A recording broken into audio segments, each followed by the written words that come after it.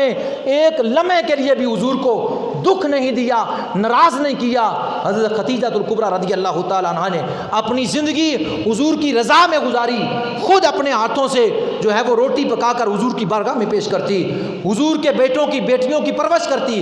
حضور علیہ الصلوۃ والسلام سے آپ کی 4 بیٹیاں اور 2 بیٹے اللہ نے دیے، جناب قاسم اور جناب عبداللہ جن کو طیب وطاہر بھی کہا جاتا ہے، جناب زینب، جناب حضرت رقیہ، ام کلثوم، جناب فاطمہ الزہرا، 4 بیٹیاں 2 بیٹے اللہ نے رسول اللہ صلی اللہ علیہ وسلم کی ذات سے آپ کو عطا فرمائے۔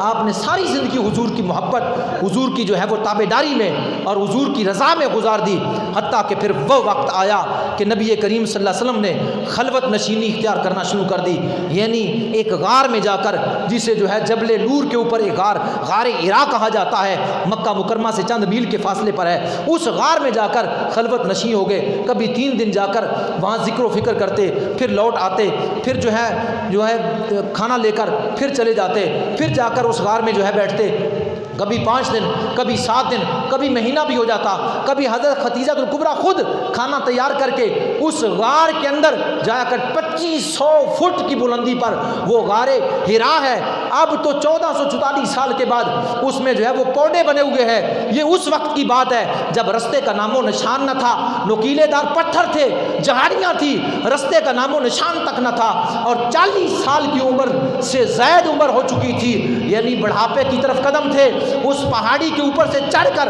مصطفیٰ کریم علیہ السلام کی بارگاہ میں جا کر کھانا پیش کرنا، رکھنا، اور پھر عرض کرنا، آقا اگر تاخیر ہو گئی ہے تو میں اس پر معذرت چاہتی ہوں۔ میرے آقا صلی اللہ علیہ وسلم کی بارگاہ میں ایک مرتبہ اسی طرح کھانا لے کر جا رہی تھی، آگے جبریل علیہ السلام حضور کی بارگاہ میں غار ہرا میں تشریف فرما تھے۔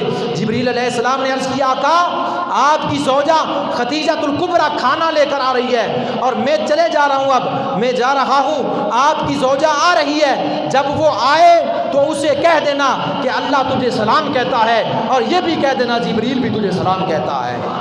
اللہ بھی سلام کہتا ہے اور جبریل بھی سلام کہتا ہے۔ جن کو جبریل سلام کہے، جن کو خدا کی ذات سلام بھیجے، اسے خدیجہ الکبریٰ کہتے ہیں۔ جن کو محمد عربی صلی اللہ علیہ وسلم جنت سے انگور کا خوشہ توڑ کر کھلائیں، اسے خدیجہ الکبریٰ کہتے ہیں۔ جن کی تعریف اٹھتے بیٹھتے چلتے پھرتے مصطفیٰ کریم علیہ السلام کریں اپنی ازواج کے سامنے، اسے خدیجہ الکبریٰ کہتے ہیں۔ جن کو بارے میں مصطفیٰ فرمائے، اے عائشہ خدیجہ الکبریٰ میں یہ بھی کمال تھا، یہ بھی کمال تھا، یہ بھی کمال تھا، ان کی سہیلیوں کو حضور جو ہے گوشت تقسیم کریں، ان کی محبت میں انہیں خدیجہ الکبریٰ کہا جاتا ہے۔ جن کو سب سے پہلی وحی کی بشارت نصیب ہوئی، انہیں خدیجہ الکبریٰ کہا جاتا ہے۔ جنہوں نے سب سے پہلے مصطفیٰ کریم علیہ السلام کی ذات پر مال قربان کیا، اسے خدیجہ الکبریٰ کہا جاتا ہے۔ جس نے سب سے پہلے کلمہ پڑھا جب حضور نے اعلان نبوت فرمایا، اسے خدیجہ الکبریٰ کہا جاتا ہے۔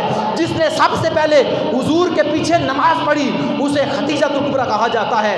جس نے مصطفیٰ کریم علیہ السلام کی ذات پر جب لوگ غم دیتے، آپ کو پریشانی دیتے، تو جس ذات نے رسول اللہ کی ذات کو تسلی دی ہے، اس کو خدیجہ الکبریٰ کہا جاتا ہے۔ نبی پاک صلی اللہ علیہ وسلم کے غلاموں، حضور نے فرمایا دنیا کی 4 عورتیں ہیں جو جنت کی ساری عورتوں سے اعلیٰ اور افضل ہے۔ صحابہ نے پوچھا وہ 4 عورتیں کون ہیں؟ فرمایا سب سے پہلے جنت کی تمام عورتوں کی جو ہے افضل اور اعلیٰ جو ہستی ہے وہ خدیجہ الکبریٰ ہے۔ فرمایا اس کے بعد میری بیٹی جو ہے فاطمہ بنت محمد ہے، عیسیٰ علیہ السلام کی والدہ مریم ہے، اور اس کے بعد فرعون کی بیوی آسیہ ہے۔ یہ 4 عورتیں ساری جو ہے عورتوں سے افضل اور اعلیٰ کیوں ہیں؟ اس کی وجہ کیا ہے؟ اس کی وجہ یہ ہے کہ جناب محمد رسول اللہ کی خدمت کرنے والی جب لوگوں نے آپ کا انکار کیا، تکذیب کی، تو جس نے آپ کا جو ہے تسلی دی، آپ پر مر مٹی مال قربان کیا، اسے خدیجہ الکبریٰ کہتے ہیں، اس لیے وہ افضل ہیں۔ جناب مریم نے جناب عیسیٰ علیہ السلام کا دفاع کیا، اور جناب خدیجہ الکبریٰ نے محمد عربی کا دفاع کیا اور ان کی خدمت کی، اور جناب آسیہ نے جناب موسیٰ علیہ السلام کی جو ہے دفاع کی اور خدمت کی، اور جناب فاطمہ الزہرا نے، حالانکہ یہ نبی کی بیٹی یا بیوی نہیں ہے، ان کی شان اس لیے افضل ہے کہ جناب بندہ مصطفیٰ مصطفیٰ کریم علیہ السلام کے اوپر جب کفار ظلم کرتے اور جو ہے جب خدیجہ الکبریٰ کا وصال ہو چکا تھا تو حضور کا دفاع کرنے والی فاطمہ الزہرا تھی، اس لیے حضور نے فرمایا کہ سیدہ فاطمہ جنتی عورتوں کی سردار ہے، اور جن کی بیٹی جنتی عورتوں کی سردار ہے اس فاطمہ الزہرا اماں کی شان کا عالم کیا ہوگا۔ خدیجہ الکبریٰ اماں ہے، فاطمہ الزہرا بیٹی ہے، حسنین کریمین نواسے ہیں، محمد عربی جو ہے شوہر ہیں، علی المرتضیٰ جو ہے وہ داماد ہے، عثمان غنی داماد ہے، جن کے داماد عثمان غنی اور علی المرتضیٰ ہو انہیں خدیجہ الکبریٰ کہا جاتا ہے، جن کے شوہر امام الانبیاء ہو انہیں خدیجہ الکبریٰ کہا جاتا ہے، جن کے نواسے جنتی نوجوانوں کے سردار حسن و حسین ہو ان کو خدیجہ الکبریٰ کہا جاتا ہے، جن کی بیٹی جنتی عورتوں کی سردار ہو انہیں خدیجہ الکبریٰ کہا جاتا ہے۔ اور نکتے کی بات دیتا چلوں، دنیا میں جتنے سید ہیں وہ تمام کے تمام نواسے ہیں خدیجہ الکبریٰ کے، وہ نواسے ہیں خدیجہ الکبریٰ کے۔ میرے آقا نے فرمایا میری نسل فاطمہ الزہرا کے جسم سے چلی، فاطمہ الزہرا ام سیدہ ہے یعنی سیدوں کی ماں ہے، تو نانی کون بنے گی؟ نانی خدیجہ الکبریٰ بنے گی، نانی خدیجہ الکبریٰ بنے گی، سیدوں کی نانی خدیجہ الکبریٰ، سیدوں کے نانا محمد عربی صلی اللہ علیہ وسلم کی ذات ہے۔ عمل کر لوں، یہ میں نے بڑا طویل موضوع تیار کیا ہے، وقت بھی ختم ہو گیا ہے۔ الغرض حضور نے اللہ کا سلام پہنچایا، جبریل کا سلام پہنچایا، کچھ دنوں کے بعد پہلی وحی نازل ہوئی۔ رمضان المبارک کے مہینے میں غار حرا میں جبریل علیہ السلام آ گئے، عرض کیا یا رسول اللہ پڑھیے اقرا، آپ نے فرمایا ما انا بقاری، میں پڑھنے والا نہیں۔ اس نے حضور کو پکڑا، زور سے دبایا، بھیجا سخت قسم کے ساتھ، پھر چھوڑا، کہا پڑھیے اقرا، پڑھیے اقرا، فرمایا ما انا بقاری، میں پڑھنے والا نہیں، پھر پکڑا، زور سے بھیجا، اور پھر اس کے بعد تیسری مرتبہ کہا اقرا بسم ربک الذی خلق خلق الانسان من علق۔ جس وقت یہ پوری آیات پڑھی حضور علیہ الصلوۃ والسلام کے اوپر یہ وحی نازل کی، اللہ کی پہلی وحی غار حرا میں رمضان مبارک کے مہینے میں آئی۔ حضور علیہ الصلوۃ والسلام وہ جو اثر تھا فیض ربانی کا جو پہلی مرتبہ آپ کے قلب اطہر کے اوپر نازل ہوا، اللہ قرآن میں فرماتا ہے اگر یہ وحی پہاڑوں کے اوپر نازل کر دی جائے، لو انزلنا ھذا القرآن علی جبل لرأیتہ خاشعا متصدعا من خشیۃ اللہ، وہ پاس ہو جائیں، روئی کی طرح اڑ جائیں، اس کا بوجھ نہ اٹھا سکیں۔ قلب محمد پر جب فیض ربانی کی وحی نازل ہوئی، اس کے اثر کی وجہ سے آپ کا سانہ، آپ کا سینہ مبارک، آپ کا جو ہے قلب مطار وہ کانپنا شروع ہوا۔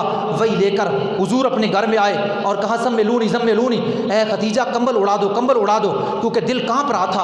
اللہ تبارک و تعالیٰ کی جو وحی نازل ہوئی تھی اس کی وجہ سے، اس کی شدت کی وجہ سے جس وقت کمبل اڑا دیا گیا تھوڑی تسکین ہوئی، تو پھر فرمایا اے خدیجہ میرے پاس جبریل علیہ السلام آئے۔ خدیجہ الکبریٰ نے تسلی دیتے ہوئے کیا کہا خدا کی قسم اللہ آپ کو کبھی رسوا نہیں کرے گا، اللہ آپ کو کبھی ذلیل نہیں کرے گا، اللہ آپ کو کبھی رسوا نہیں کرے گا۔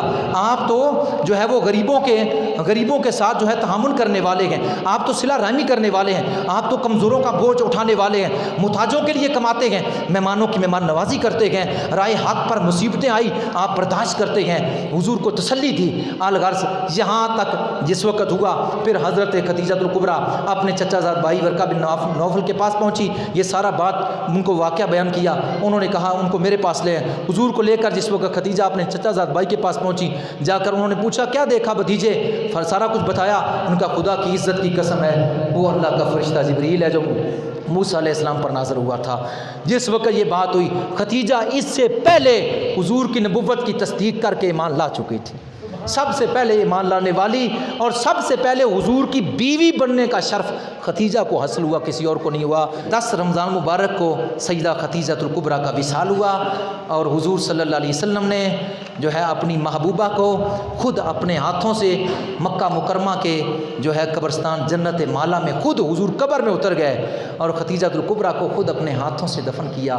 کیسی قسمت اور کیسی خوش نصیبی ہے کہ حضور علیہ السلام خود دفن فرما رہے ہیں۔ اس وقت جنازے کے احکام لاگو نہیں ہوئے تھے، اس لیے فقط غسل دیا گیا اور جنازے کے بغیر جو ہے جنت المالا میں رسول اللہ نے خود قبر انور میں اتر کر دفن کیا اور نبی کریم صلی اللہ علیہ وسلم ہاتھ در درجہ یعنی غمگین ہوئے، کیونکہ آپ کے چچا ابو طالب کا وصال 5 دن پہلے ہو چکا تھا۔ 5 دن پہلے آپ کے چچا کا وصال ہو گیا، 5 دن بعد حضرت خدیجہ الکبریٰ کا وصال۔ حضور نے فرمایا یہ سال عام الحزن ہے، یعنی غم کا سال ہے۔ حضور علیہ الصلوۃ والسلام نے پھر آپ کو وہاں دفن فرما دیا۔ آج 1457 سال کے بعد حضور صلی اللہ علیہ وسلم کی اس زوجہ کا آج بھی مزار پر انوار جنت مالا میں مرجع خلائق ہے۔ پوری دنیا میں سب سے پہلے فضیلت والا قبرستان مدینہ میں جنت البقیع ہے، اس کے بعد پوری دنیا میں جو افضل ترین قبرستان ہے وہ مکہ میں جنت المالا ہے۔ اللہ آپ کے درجات بلند فرمائے، اللہ آپ کے فیوز و برکات میں سے ہمیں بھی کچھ حصہ عطا فرمائے، آمین و آمین۔ مزید معلومات کے لیے ہمارا یوٹیوب چینل فیضان زندہ پیر وزٹ کیجیے۔ مزید معلومات کے لیے ہمارا یوٹیوب چینل فیضان زندہ پیر وزٹ کیجیے۔